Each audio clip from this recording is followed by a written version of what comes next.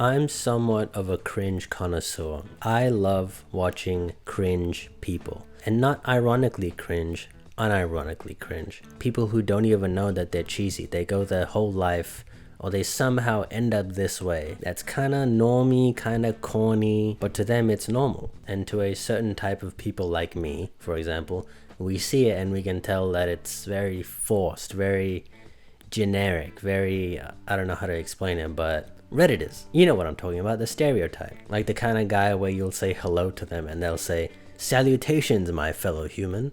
Tips fedora." But this isn't me making fun of them. I love them. I love watching them. They're always on my timeline because I keep saving it because they make me laugh. But it always makes me wonder, how do people end up this way? Do they surround themselves with people like this, or do they naturally turn out that way? Whether it's from the way they style themselves, the way they talk, their speech patterns, their sense of humor, and this like very forced online presence. Especially when they make videos about themselves, you can tell it doesn't come as naturally as some other people. And I sort of feel bad for them, but I also don't want to feel bad for them. I don't like feeling bad for people because I don't like when people feel bad for me, but sometimes it is a little bit of a pity or a shame. Maybe they're happy in their own life, but to me it looks like they're living a lie. They're probably lonely, got no friends, got nothing to do. But you know, there's a bunch of different lonely people. And a lot of them don't turn out to be Redditors. There's a lot of lonely people who don't have any friends who are completely fine. Or they're not lonely, they're just alone. And they're normal people. They don't turn into, you know, "You, my good sir, have won the internet." Thumbs up on Reddit or whatever, upvote. And then it dawned on me that these people don't know that they're cringe, that most people will consider them cringe, that in social situations they'd be considered weird. They are oblivious to their own vibe. And I started thinking, oh man, am I like that? Am I some type of stereotype that I just can't tell because I am me and I can't perceive myself in a third person perspective? Am I actually one of those cringe people? Because that, oh man, that would be such a blow to my mental state. I'm sure I am some type of stereotype because I think everyone in the world is some form of stereotype. You know, if you see a household with their country flag in their front yard, you can assume that they're patriotic. If you see a guy that likes to fish, you can assume something about them, right? If you see some woman that drinks from a Stanley bottle, you can assume something about her, right? If you see some guy with a perm and he listens to Future and he has a low taper fade, I think you can assume something about him, right? And that makes me think, what do people assume about me? And am I a stereotype people like or not? I think from the outside, I'm not a stereotype. Maybe my hobbies and my interests can maybe paint a picture for people of what the type of person I am. But when you look at me, the way I dress, the way I conduct myself, I don't think I'm a stereotype. But there are a lot of people who are. People just fall into stereotypes. You see a girl with blue hair, nose ring, and a inner thigh tattoo. Goodness gracious. What are we doing here? You're just a cartoon character at this point. But some people also know that they are a stereotype, or they play into being a stereotype. Maybe not stereotype isn't the right word, but they're an aesthetic.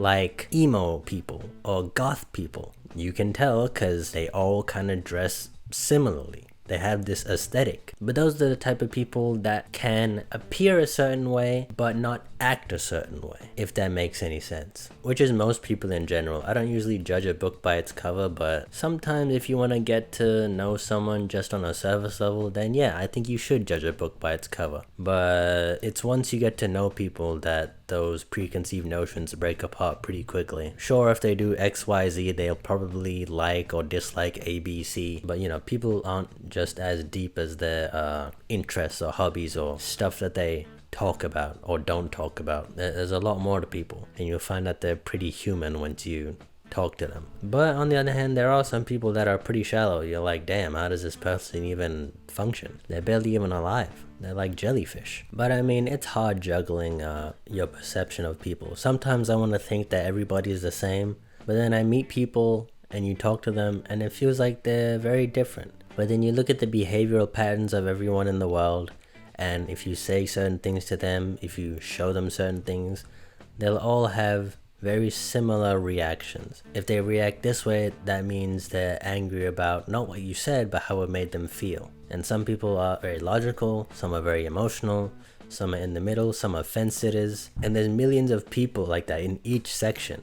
When you look at it from afar, they all look the same, like they're all a bunch of robots. And I think thinking of people like that on a broader scale makes it easier for me in life to just navigate and interact with people. But I'm also not sure if that's a really healthy way of looking at it, because I'm starting to it's hard to see people as humans anymore. Am I really respecting the people that I talk to, that I look at, that I even see on, my phone screen or on my laptop or whatever? So then that's when you try to look at people through a personal lens, up close, not as a statistic, but an individual human being. But I think once I do that, then things start to get a little too complicated. There's so many nuances and variables between each person, and if you want to learn something or know something about someone, it can be a little daunting, because maybe your feelings get in the way, maybe their feelings get in the way, and then you kind of get paralyzed by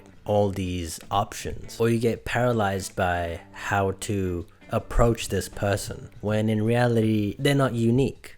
They're just like a lot of other people, but they are unique because they're their own person. You see what I mean?